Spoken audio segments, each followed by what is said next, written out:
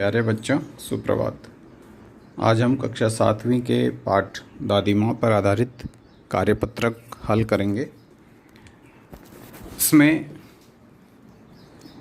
आप मुझे उम्मीद है कि आपने इसे हल किया होगा और जिन बच्चों ने हल कर लिया है वो अपने उत्तरों का मिलान करेंगे और जो गलती है उसे सुधारेंगे, और जिन बच्चों ने हल नहीं किया है वो इसे हल करेंगे। तो इसमें सबसे पहला पाठ था कि दादी माँ पाठ के लेखक कौन है। तो ये तो बहुत आसान है, आप इसको आसानी से कर सकते हैं। इसको आप स्वयं ढूंढ करके लिखेंगे। दूसरा प्रश्न था, लेखक तालाब के झागदार पानी में नहाने का मज़ा नहीं ले सका, क्यों? तो आपको पता है इसमें कि पाठ में जब आप पढ़ेंगे कि वो क्यों नहीं झागदार तालाब में नहा सका, तो वहाँ पर उसने लिखा है कि लेखक को ज्वर था। ज्वर यानी बुखार। जब बुखार से ग्रस्त था इसलिए वो नहा नहीं सका। तो जब हम इसके आधार पर इसके चारों उत्तर देखते हैं तो हम पाते हैं कि इसमें लिखा है बीमार होने के कारण। तो बीमार होने के कारण वाला ऑप्शन सही माना जाएगा। तीसरा प्रश्न है, लेखक को हल्की बीमारी क्यों अच्छी लगती है। तो इसमें आप देख सकते हैं क्यों लेखक को हल्की बीमारी अच्छी लगती थी। क्योंकि जब वो बीमार होता था तो दादी माँ उसकी देखभाल करती थी, उसके पास बार बार आकर के उसके बुखार का अनुमान करती और उसे चबूतरे की कहीं से मिट्टी ला करके उसके सिर पर मलती, उसे क्या खाना क्या नहीं खाना पत्ते पत्ते के बारे में सबको बताती और समय समय पर उसे दिन रात उसकी सेवा करती, समय पर उसको दवाइयाँ देती। तो इन सारी चीज़ों के कारण, क्योंकि उसे सबके आकर्षण का पात्र बनने का अवसर मिलता था, इसलिए लेखक को हल्की बीमारी अच्छी लगती थी। हल्की बीमारी इसलिए लिखा है क्योंकि अगर भारी बीमारी हो गई तो उसमें फिर लेखक को कष्ट भी होगा, दुख भी होगा, दर्द भी होगा। तो वैसे में फिर वो बीमारी भी, उस बीमारी में भी उसे ये सारी चीज़ें, ये सारी सुविधाएं मिलेगी, सबके आकर्षण का केंद्र तब भी रहेगा, लेकिन तब वो उसका आनंद नहीं ले पाता था, इसलिए उसे हल्की बीमारी अच्छी लगती थी। अगला प्रश्न है, दादी माँ रामी की चाची पर क्यों बिगड़ रही थी। तो इसमें आपको पता है कि दादी माँ रामी की चाची पर इसलिए बिगड़ रही थी क्योंकि उन्होंने उसे कर्ज दे रखा था, उसे पैसे दे रखे थे, और क्योंकि रामी की चाची ने वो पैसा लौटाया नहीं था तो उसका ब्याज बढ़ता जा रहा था, जिसके कारण उसके पास फिर बाद में इतना पैसा हो जाता कि वो उसे लौटा नहीं पाती, इसलिए वो उसको नाराज़ होकर उसको अपने कर्ज के बारे में याद दिला रही थी। दादी माँ ने यह क्यों कहा कि लड़के का और ब्रह्मा का मन एक सा होता है।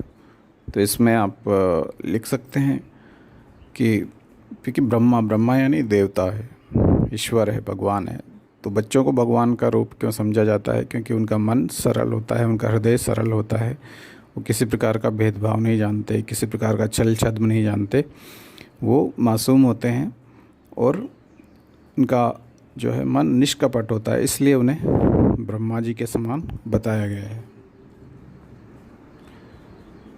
अगला प्रश्न है, लेखक को अपनी दादी माँ की याद के साथ साथ बचपन की और किन किन बातों की याद आती है।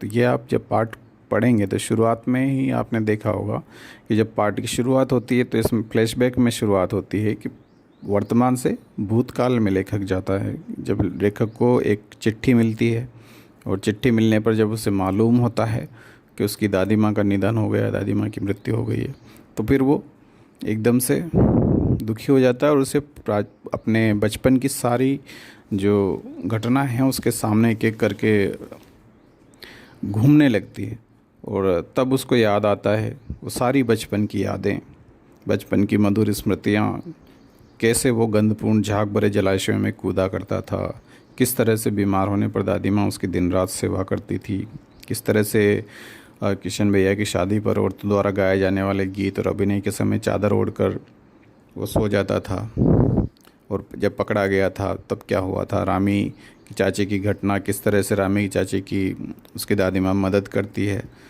उसको पहले डांटती है, बाद में उसकी बेटी के विवाह में मदद करती है, और कैसे जब उनके परिवार मुश्किल में होता है, उनके पिताजी मुश्किल में होते हैं तो उन्हें सोने का कंगन देती है दादी माँ। ये सारी घटनाएं उसको एक एक करके याद आती है।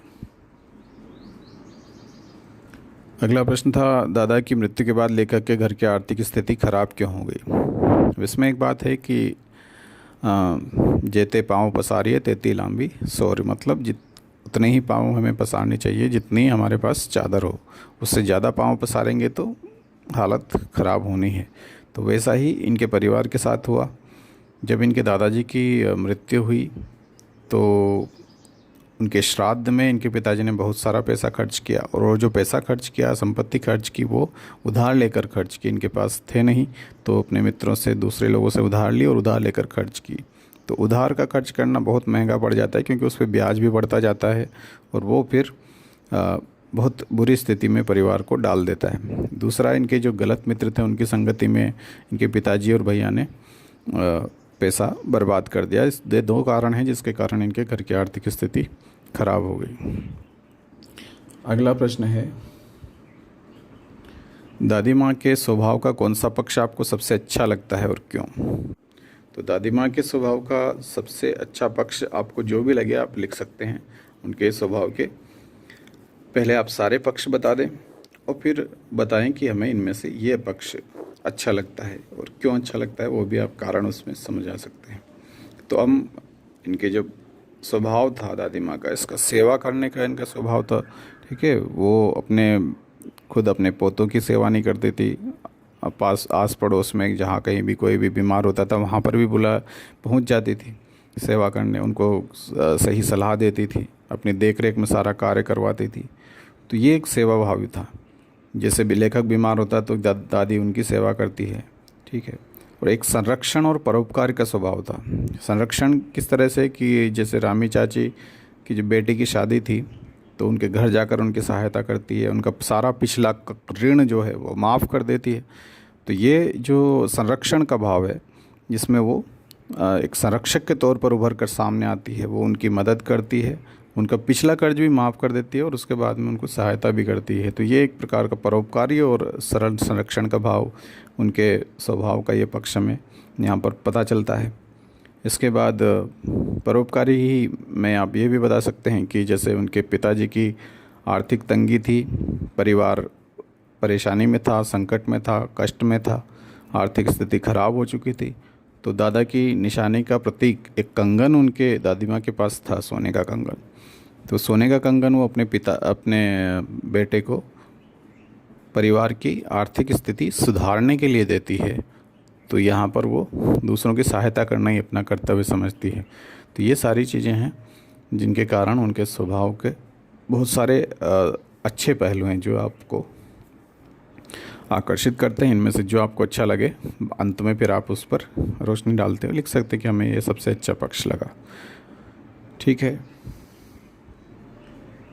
बचपन की बीमारी और अब की बीमारी में क्या फ़र्क मालूम पड़ता है। तो ये आप देखिए कि बचपन की बीमारी में किस तरह से लेखक को दादी माँ कैसे सेवा करती थी।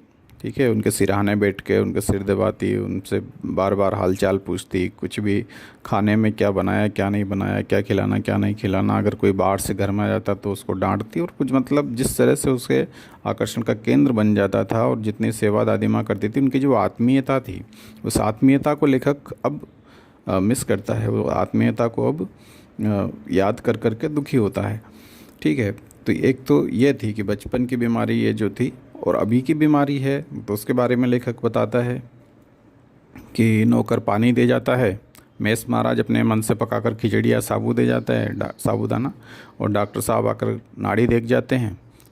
कुनैन मिक्सचर की शीशी की तिताई की डर से बुखार भाग भी जाता है, पर न जाने क्यों ऐसे बुखार को बुलाने का जी नहीं होता।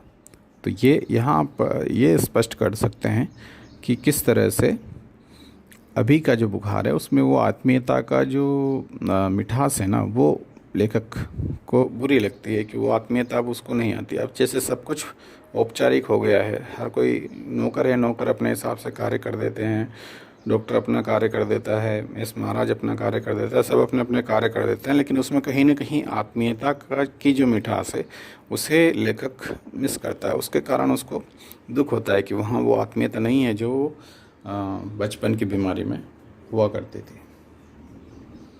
अब ये जो है सही शब्द चुनकर इनमें लिखने हैं आपको। सबसे पहला था यह महंगा फल मीठा है, ठीक है। तो किसके जैसा मीठा है, आप इसमें देखिए किसके जैसा मीठा हो सकता है। शहद इसमें मीठी चीज़ लग रही है और बाकी कोई आपको फूल मीठे नहीं लगेंगे, पर्वत मीठे नहीं लगेंगे, है ना। तो ये महंगा फल शहद सा मीठा है, इसमें आप लिख सकते हैं। दूसरा है लता की आवाज़ मधुर है। तो आवाज़ की तुलना किससे की जाती, कोयल से, तो लता की आवाज़ कोयल सी मधुर है। और तीसरा है सरदार वल्लभ भाई पटेल का व्यक्तित्व दृढ़ था।